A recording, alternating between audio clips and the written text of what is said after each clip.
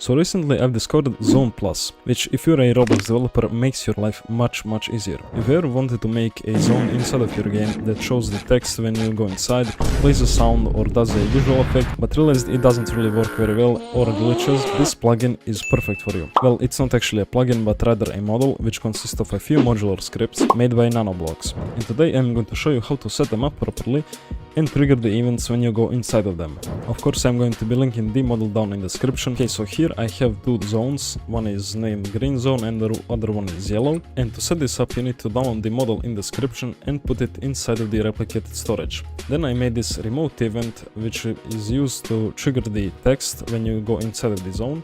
And I also made a server script which I'm going to explain to you now how it works.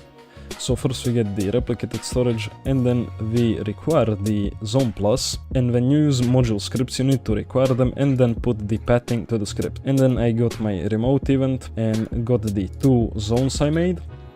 And here I have zone 1, which is the green zone, and all you need to do to make a new zone is make a new variable and then put zoneplus.new, and then inside of here put any container or part you want. And what this makes really great is that you can just duplicate these.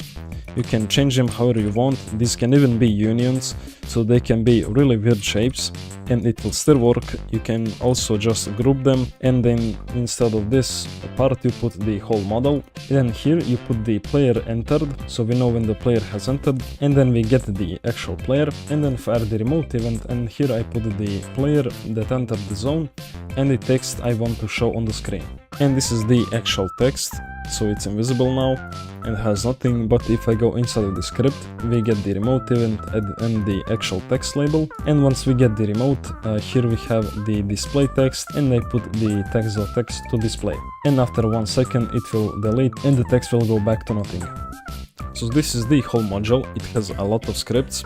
I won't be explaining how this works as it's really long and a lot of this stuff I don't understand, but you can go check it out for yourself. Okay, and now I will make a new zone. We will color it different and rename it. We can call this atmosphere zone, and I will add a new atmosphere inside of this and change it up a bit so when the player enters the zone it changes its atmosphere. Okay, so now you can obviously delete all of this that you don't need, but now I will start scripting.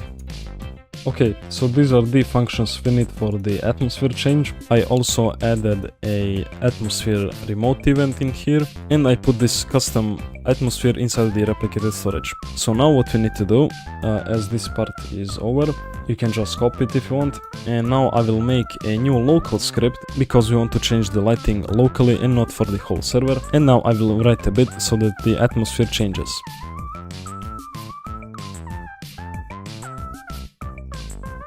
So this is the local script where we get the remote event, and if the value is true, then we know that we need to clone the atmosphere and put it inside the lighting, else we need to destroy it. Okay, so now if I go inside of this zone, and as you can see the atmosphere has changed, and if I step outside, the atmosphere is back to normal. And as you can see, it's only local, so we know it works. That's it for this video. If you guys enjoyed it, make sure to leave a like and subscribe.